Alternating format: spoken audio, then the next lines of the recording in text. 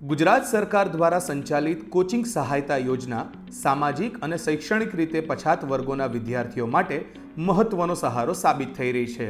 આ યોજના અંતર્ગત એવા વિદ્યાર્થીઓ જેમની આર્થિક સ્થિતિ સારી ન હોય તેમને નાણાકીય સહાય આપવામાં આવે છે, જેથી તેઓ સ્પર્ધાત્મક પરીક્ષાઓની તૈયારી કરી શકે. અમદાવાદના ચિરાગ પટોલિયા આનું જીવતું જાગતું ઉદાહરણ છે. ચિરાગની આર્થિક પરિસ્થિતિ નબળી હતી, પરંતુ તેનું ધ્યેય સરકારી નોકરી મેળવવાનું હતું. અહીં ગુજરાત સરકારની યોજના તેના માટે આશીર્વાદ બનીને આવી.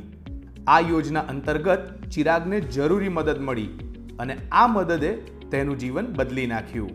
સરકારી સહાયની મદદથી અને આકરી મહેનતને કારણે ચિરાગ આજે અમદાવાદની ડિવિઝનલ ટ્રેઝરી ઓફિસમાં જુનિયર ક્લાર્ક તરીકે નોકરી કરે છે. ચિરાગની સફળતા ઉદાહરણ છે કે મહેનત અને સરકારી મદદથી પણ સપના પૂરા થઈ શકે છે. મારું 2015ની અંદર ગ્રેજ્યુએશન પૂરું થઈ ગયું હતું, તો એના પછી મેં પ્રિપેરેશન ચાલુ કરી, તૈયારી ગવર્મેન્ટ એક્ઝામ માટે ચાલુ કરી હતી. પણ કેવું કે કોઈ એક્ઝેક્ટ કોન્ફિડન્સ નહોતો પાવર આવતો. તો પછી જાણવા મળ્યું કે સરકારની આ રીતના સ્કીમ ચાલે છે કે ભાઈ આપણે સ્પર્ધાત્મક પરીક્ષાની અંદર જે છોકરાઓ તૈયારી કરે છે એને 20,000 આસિસ્ટન્ટ મળશે.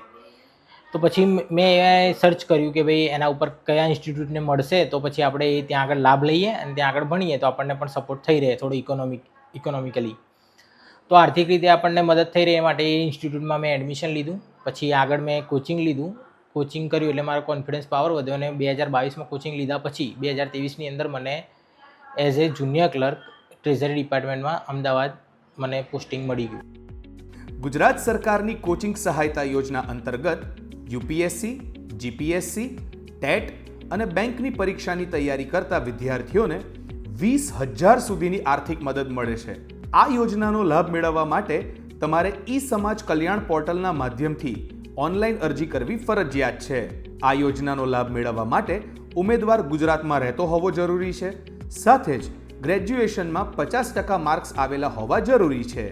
આ ઉપરાંત તમારા પરિવારની વાર્ષિક આવક 4.5 લાખ રૂપિયાથી વધુ ન હોવી જોઈએ. અપવાદરૂપ કિસ્સામાં આવક મર્યાદા 6 લાખ રૂપિયા સુધીની હોઈ શકે છે. ચિરાગ પટોલિયા આ બધા જ બેન્ચમાર્ક પર ખરા ઉતરે છે.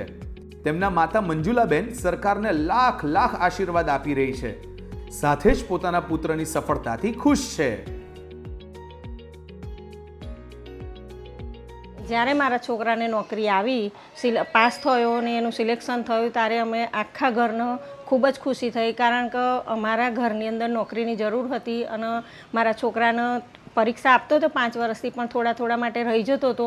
એના કારણે અમને બધાને થોડું ટેન્શન રહેતું હતું અને અમે રોજ ભગવાનને પ્રાર્થના કરતા કે મારા છોકરાને ગમે ત્યારે કોઈ પણ પરીક્ષામાં પાસ થઈ જાય, નોકરી આવી જાય, એવી અમે ભગવાનને પ્રાર્થના કરતા. અને ભગવાને અમારી પ્રાર્થના સાંભળી અને મારા છોકરો પરીક્ષામાં પાસ થઈ, સિલેક્શન થયું, તો અમે આખા ઘરનો ખૂબ જ ખુશી થઈ ગઈ.